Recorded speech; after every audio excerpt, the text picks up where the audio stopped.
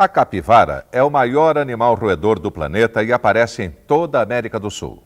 De alguns anos para cá, ela começou a ser criada em algumas fazendas aqui no Brasil. Os repórteres José Hamilton Ribeiro e Ivo Coelho vão mostrar agora os avanços e as dificuldades na domesticação da capivara.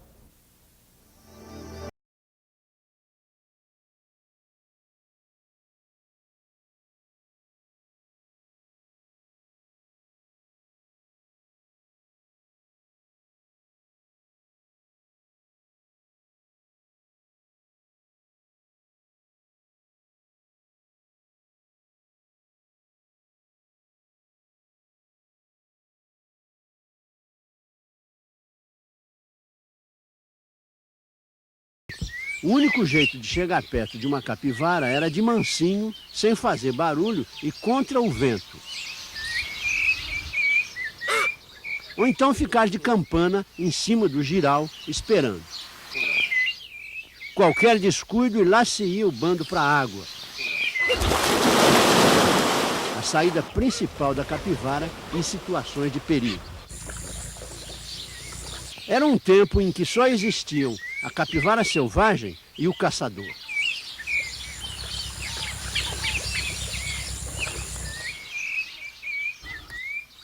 De alguns anos para cá, muita coisa mudou com as primeiras experiências de domesticação.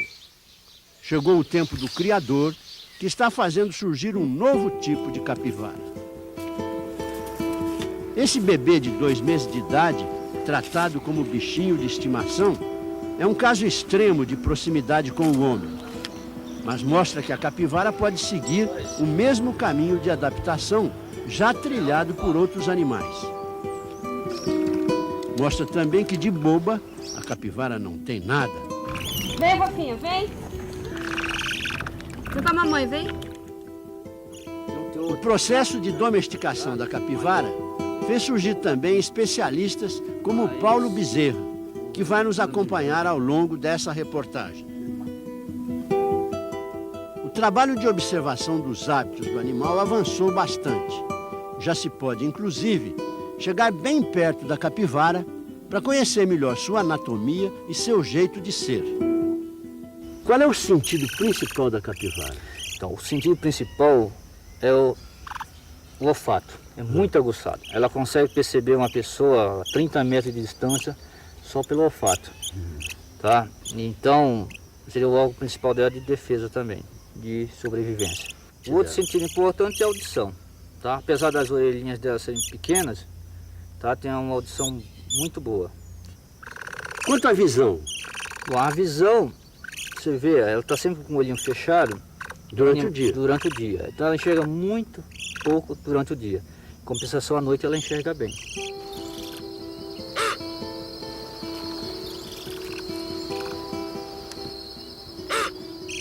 E o tato? Bom, o tato ela usa os pelinhos do bigode, tá? Dos bigodes e dos cílios. Dá para pastar, para diferenciar um pasto. Ela é muito seletiva. Tá? Então ela usa muito os bigodinhos para entrar dentro da mata, não bater a cabeça. Agora, a gente vê uma capivara assim no bando, a menos que seja uma pessoa muito experimentada, você não dá para saber se é macho ou fêmea. Nessa idade dá para saber? Não, não dá para ver nessa idade, para saber. Nem se eu tivesse com 6 meses ou 10 meses. Porque ela tem a genitália interna. A genitália são interna e não tem nenhuma diferença externa entre o macho e a fêmea. Então o único jeito de se identificar se é macho ou se é fêmea é fazendo a sexagem, tem que fazer o toque. No caso desse filhote, teria que levantar o filhote, fazer o toquezinho, segura aqui. Aí você vê o penizinho do macho. Sai o pintinho dele para fora. Sai o pintinho dele para fora. Se fosse a fêmea, teria vulva ali. A pata traseira é quase que um remo. Praticamente um reminho, tá? Tem umas palmourinhas assim, você vê. Ela tem essas membranas ligando essas membranas, essas palmouras, ela usa muito para nadar, facilita muito a natação. Agora nós vamos ver como é o modo de vida da capivara na natureza. Alguns detalhes de comportamento que devem ser respeitados em qualquer circunstância. Mas ainda quando se quer fazer um criame.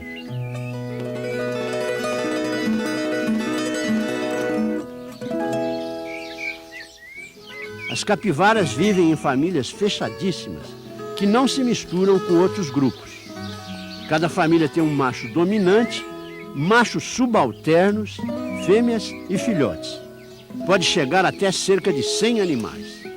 A disciplina é mantida a partir de normas rígidas de hierarquia.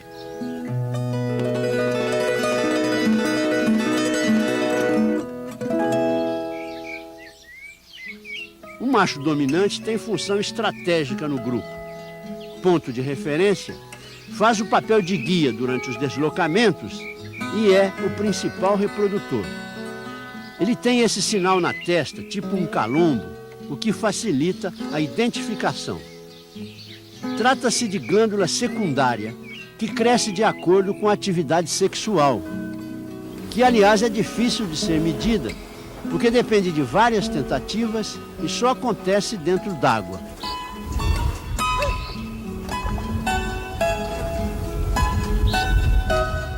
A partir de 1 ano de idade, quando ficam férteis, outros machos do grupo também podem apresentar a glândula, mas não tão desenvolvida.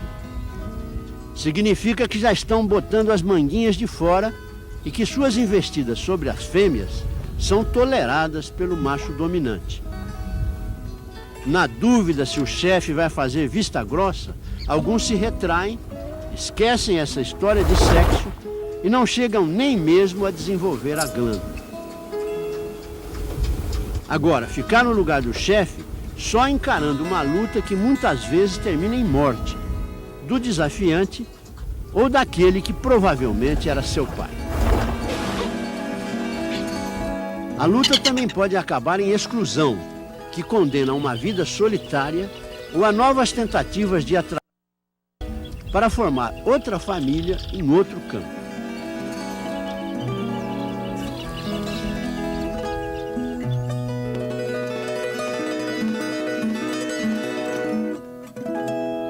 As fêmeas crescem mais do que os machos e, quando prenhas, podem chegar a 100 quilos. Existem as fêmeas dominantes e as fêmeas subalternas. Na hora do parto, ela se retira para a mata porque precisa de tranquilidade para limpar a placenta com os dentes, sem ferir o filhote. A fêmea entra no cio a partir de 1 ano de idade e é capaz de dar 2 crias por ano.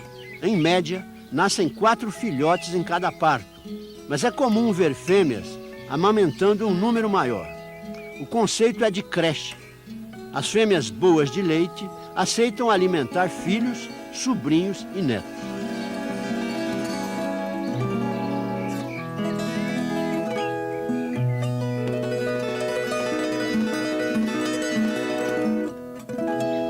Território é coisa sagrada para uma família de capivaras.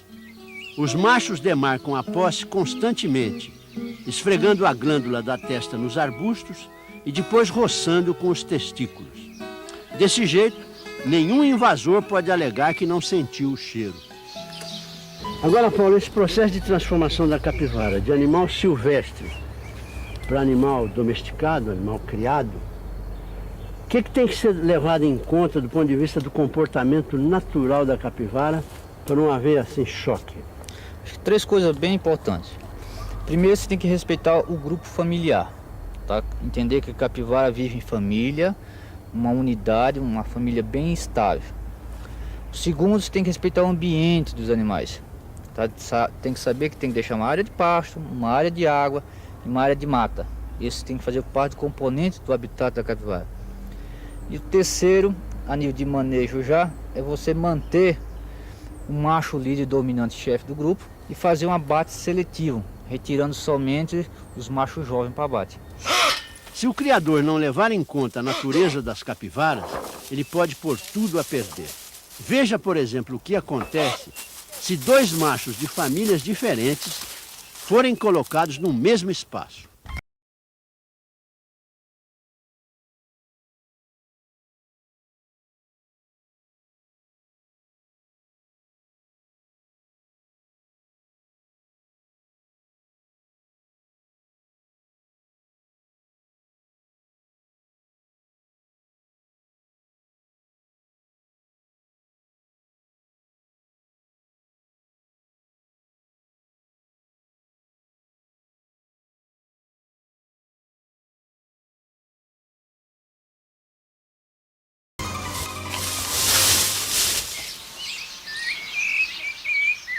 No próximo bloco, você vai ver como está se desenvolvendo a criação de capivaras no Brasil.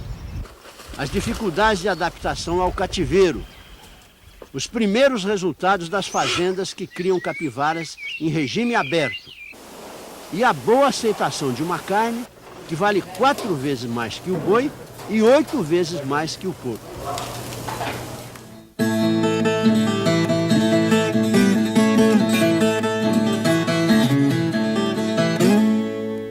Agora você vai ver como a capivara está sendo criada no Brasil. Existe um sistema intensivo, na base do confinamento, e 2 sistemas a campo, o semi-extensivo e o extensivo. Por causa da natureza da capivara, a criação em confinamento é a que tem enfrentado maiores problemas.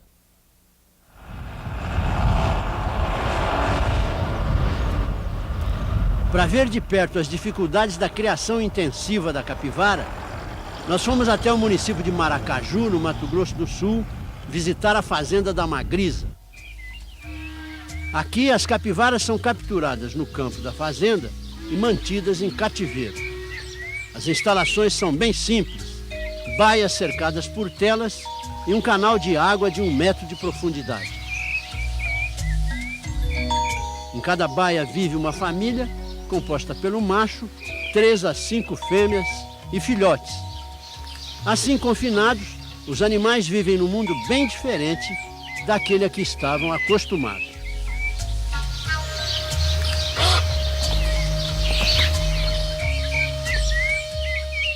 É comum ver capivaras forçando a cerca, saudosas da vida selvagem.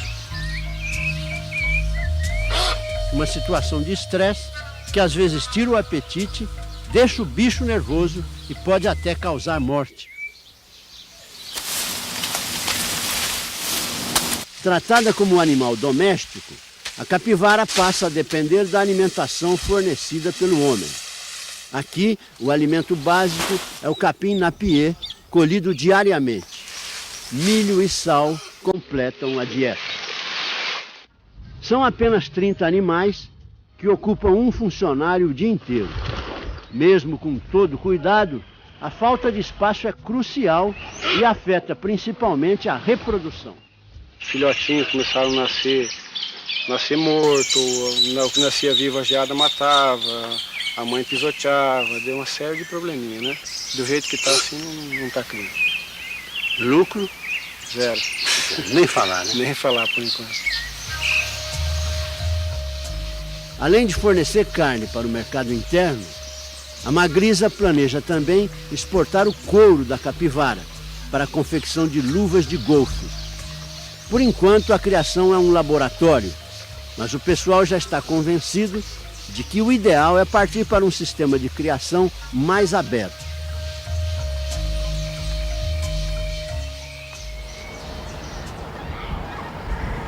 Localizada no município de Santa Adélia, centro-oeste de São Paulo, a usina Colombo cria capivaras no sistema semi-extensivo, que sai caro porque exige muita cerca. O que caracteriza o sistema semi-extensivo é que a capivara fica livre em seu ambiente, mas este é cercado. Então a cerca, acima da cerca a cana da usina, abaixo da cerca o ambiente da capivara, com a água, o abrigo, o alimento. A variante desse sistema é justamente a comida. Ou o cercado tem pastagem suficiente para as capivaras, ou é preciso, como se faz aqui, o trato diário, no caso com cana. Ô Paulo, quais as vantagens desse sistema? Bom, esse sistema economiza muita mão de obra. Tá? Um funcionário trata de 500 capivaras. Outro ponto importante, você conserva o ambiente natural dos animais. Ela vive no seu ambiente sem precisar fazer manejo. E para a usina é muito importante porque consegue manter as capivaras afastadas da cana, da cultura principal da fazenda.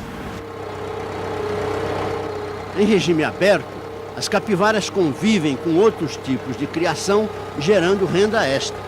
Outra vantagem é que elas aproveitam espaços não utilizados da propriedade, como brejo e áreas de reserva. Mas aqui na usina a criação começou por outro motivo. O objetivo principal é evitar a proliferação das capivaras através do abate seletivo, feito de acordo com as normas do IBAMA. Senhor Comerciante, qual é o projeto do IBAMA? É pelo menos nós permanecer esse plantel nessa média de 450 a 500, porque já está havendo muito estrago nos canaviais. Então nós não queremos pelo menos que aumente. Podemos até diminuir, mas aumentar não. No sistema semi-extensivo da Colombo, as capivaras têm uma compensação, a ducha de água quente da caldeira, que relaxa e alivia a tensão da vida moderna.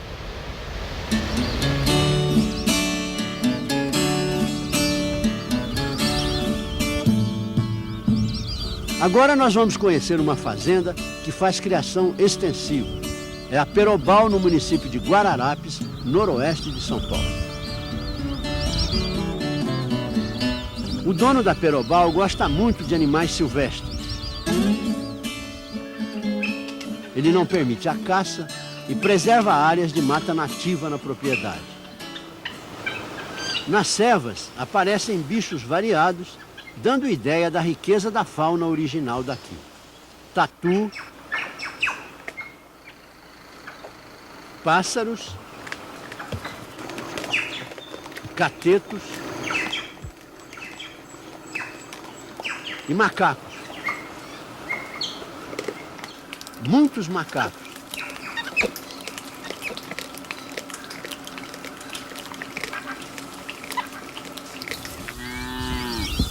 As capivaras também vivem soltas nos 4.500 hectares da fazenda, que é considerada inteirinha um criatório. Elas dividem o espaço com o gado e a plantação de cana. Só não conseguem ir além das divisas da propriedade, que é bem delimitada. Depois, pensando bem, fugir para quê? Se a vida aqui parece ser tão boa.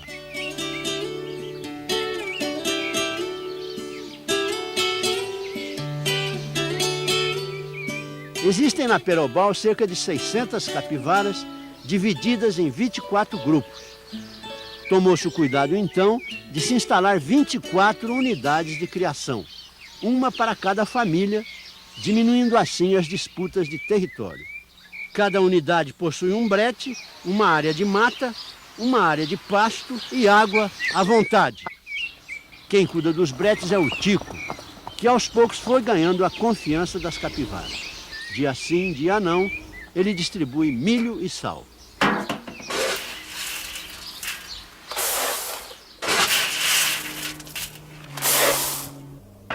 Às vezes, o Tico faz um teste de popularidade chamando as capivaras. Ariscas, elas não atenderiam ao chamado de alguém que não fosse conhecido.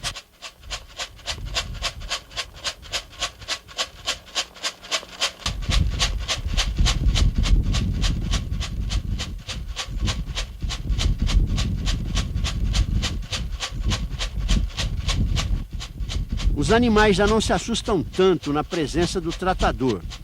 Isso mostra que, com jeito, eles podem ir sendo amansados aos poucos. Com o tempo, o manejo vai ficando mais fácil. As 600 capivaras da fazenda Perobal consomem em média 600 sacas de milho por ano e 50 sacos de sal. Elas entram e saem do brete à vontade. Quando estão fora, cuidam de pastar, fazendo sempre um pouco de luxo. Veja aqui esse terreno. Onde era um pasto bom, hoje só se vê guanchuma, vassoura e a área está se encapoeirando completamente, está se transformando num autêntico matagal. Ô Paulo, o que leva a isso? Ô Zé, o problema todo é que a capivara é muito seletiva. Ela come o capim e deixa a guanchuma ou a vassoura. A solução é vedar a área, formar piquetes, reformar essa guanchuma, esse matagal e depois fornecer esse piquete ou colocar a distribuição para os animais. Forma um piquete, abre, forma outro, abre para os animais sucessivamente. Uma rotação. Tem que fazer uma rotação de pasto. A cana ocupa 300 hectares da fazenda e não passa um dia sem que a capivara ataque.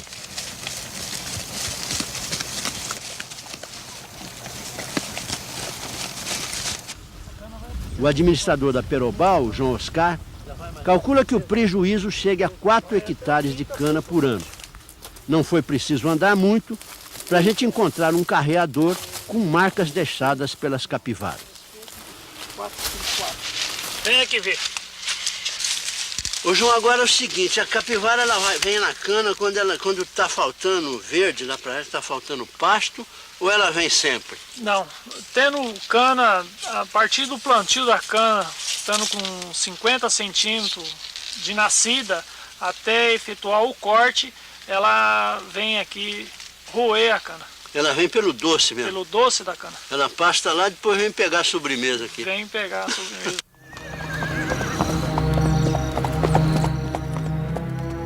Chegou a hora de mandar a conta para as capivaras.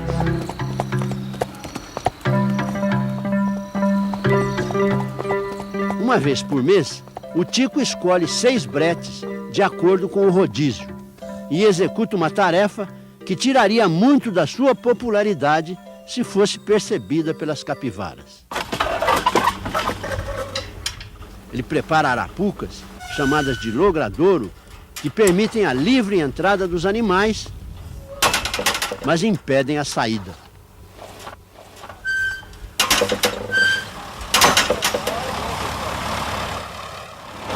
No dia seguinte à instalação das arapucas, é feita a apartação dos animais para o abate. Pelas contas da Perobal, o investimento na implantação do criatório foi de R$13 mil e o custo de manutenção chega a R$9 mil por ano. Eles precisariam estar abatendo umas 30 capivaras por mês para obter lucro, mas o rebanho atual de 600 capivaras só permite abater no máximo 20 animais por mês.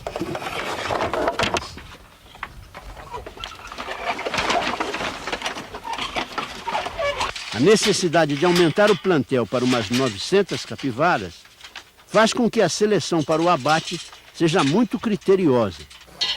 103, menos 44 gaiolas, 59, pelo peso tá bom, mas é uma fêmea, pode soltar.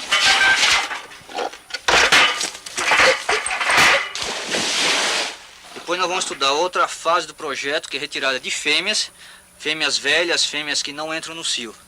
Mas nessa primeira fase, até formar o plantel completo, que seria 300 matrizes aqui nessa fazenda, só vão abater macho acima de 40 quilos.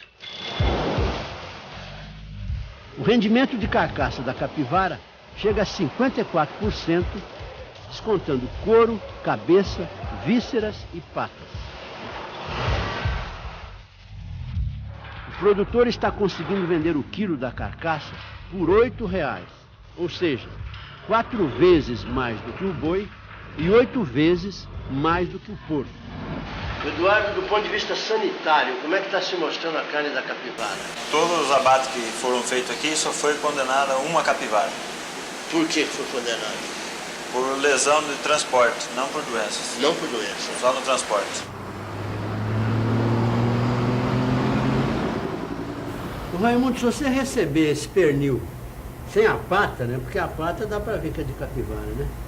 Como é que você sabe que é capivara e não um outro bicho? Porque a carne da capivara, ela é mais escura do que a carne de porco. Então dá para a gente conhecer. E o couro? O couro é bem mais duro do que o couro do porco também. Mais duro? É mais resistente? Mais duro, mais resistência, ele é um couro duro. Ele aqui é um couro bem duro mesmo.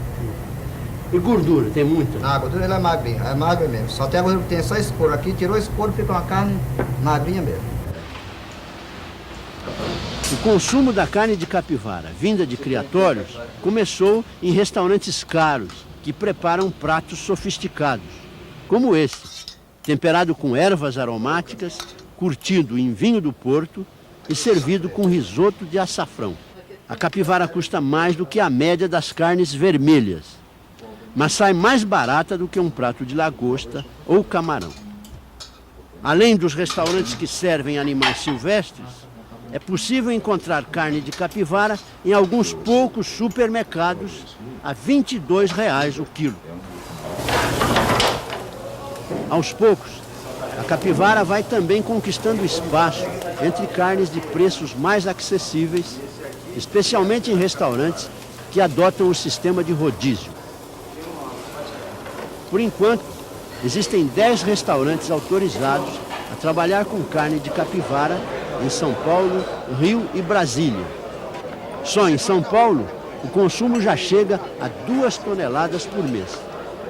A tendência é de popularização, o que abre boas perspectivas para quem quiser iniciar uma criação de capivaras. Que tal a carne de capivara? Boa. Muito saborosa, um sabor muito específico. Carne macia, muito gostosa. Bem gostosa mesmo. Ela até parece com a carne de porco, mas não o nosso porco tradicional, o porco caipira, aquele porco de antigamente que tinha na fazenda.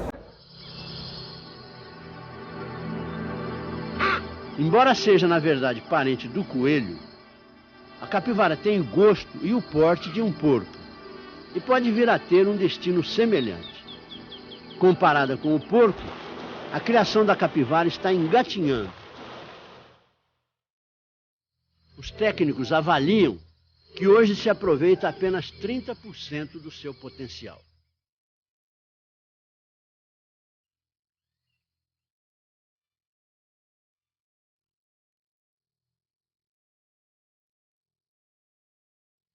Enquanto acumula conhecimento sobre o animal, a melhor coisa que o homem pode fazer é garantir a sobrevivência da espécie, mantendo os rebanhos estáveis, sem pressa de aumentar o desfrute.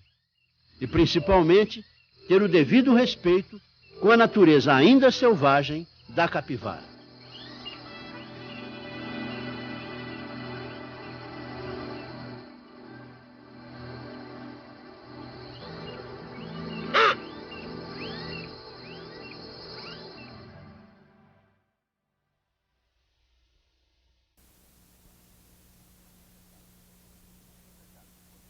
Um recado importante para quem pensa em criar capivara.